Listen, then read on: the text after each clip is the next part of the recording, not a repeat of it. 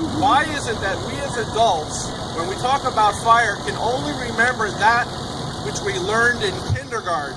Stop, drop, and roll. That's effective when your clothes catch on fire, but it's ineffective if you discover a fire. Why is it that in this country we don't really have adult discussions about the fire problem? And let me let you in on an unpleasant truth. We, the most technologically sophisticated country on the planet, lead in fires, death by fire, and damage and destruction by fire. We lose over 3,000 people a year to unwanted fire. That's intolerable. And part of that is because we haven't taken time as a society to talk about or understand the perils of fire. Today we're going to learn viscerally how destructive fire is, how powerful fire is, and a few other things that may help you save a life and certainly will encourage you to prevent fires at every opportunity. Today the fire department is going to assist us with igniting a fire, and again, I'm sorry for the image of a firefighter setting a fire, but today we're going to simulate a wastebasket fire in a bedroom. A bedroom that's very much like everyone's bedroom here. Let's just for a moment imagine that a candle fell off the desk and into a wastebasket. And suddenly we have a fire. Fire is very fast. Fire doubles in size every 30 seconds. You will see that momentarily. Fire is hot. Of course, everybody says we know fire is hot, but how hot is a fire? In a room on fire, temperatures at the ceiling can reach 1,500 degrees. At eye level, the temperatures can be 500 degrees. You know how hot it is standing in front of the oven when you pop a roast in or out, or brownies. At the floor, temperatures may reach 150, 200 degrees. No one can survive at those temperatures. Water boils at 212 degrees, and we're 95% water. We cannot survive in those temperatures. And fire is smoky. You're going to see just how smoky fires are.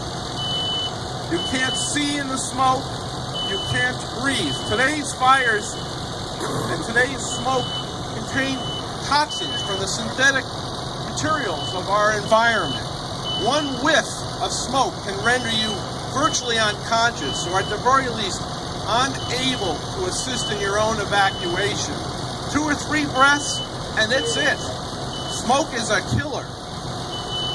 From these 3 elements of fire, we can deduce one thing. We're going to learn a new mantra today, a mantra that will supplant and supplement that which we learned in kindergarten. Today we're going to understand stay low and go. When we find a fire, when we encounter a fire in our home, in our dorm, in our place of work, we need to do one thing.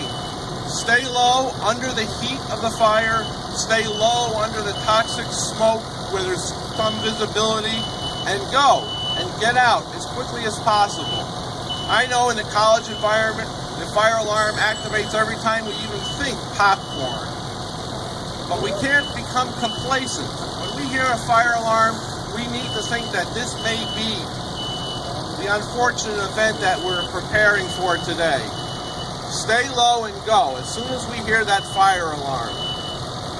You'll see today that from the time of a candle falling over into a wastebasket to the time the entire room is consumed completely by fire, perhaps 3 minutes will arrive. The Fire Department City of Albany has one of the best response times of a professional department.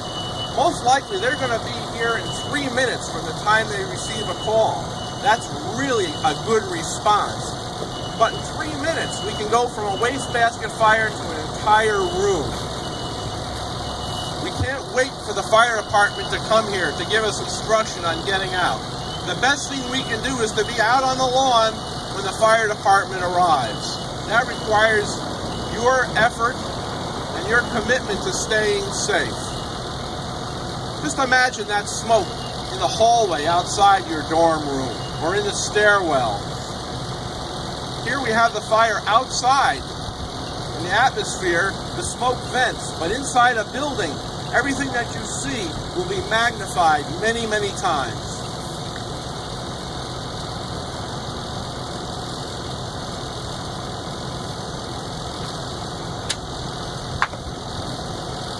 We're rapidly approaching a term called flashover, when the temperatures get so hot in the room that everything in the room spontaneously ignites at once. There is no surviving this inferno.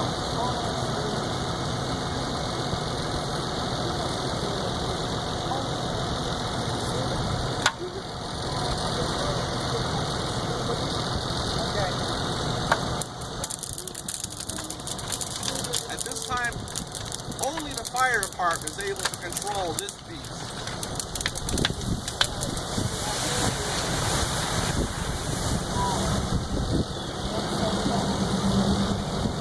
Years of training and special equipment enable them to work in an environment like that. This is not something that we should ever attempt or can attempt. We need to be outside, stay low, and go.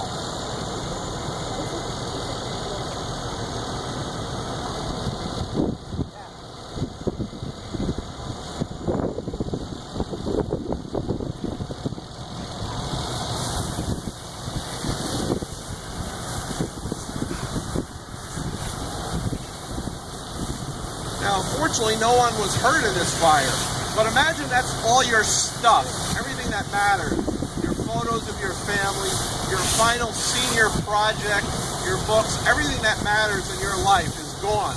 Even a wastebasket fire produces major disruption in your life. We need to avoid that. We need to take every step possible to prevent fires. We need to be advocates for fire and life safety in society at large. Always be here in this school. 5, 6, 7 years, you'll be out of this school with a little luck and on your own, and you need to always remember the lessons that you learned today and be safe. Let's give Albany Fire Department a great hand for coming out today. It's always a great job. You should know that they're here for you all the time, 24/7. Have a great year and stay safe.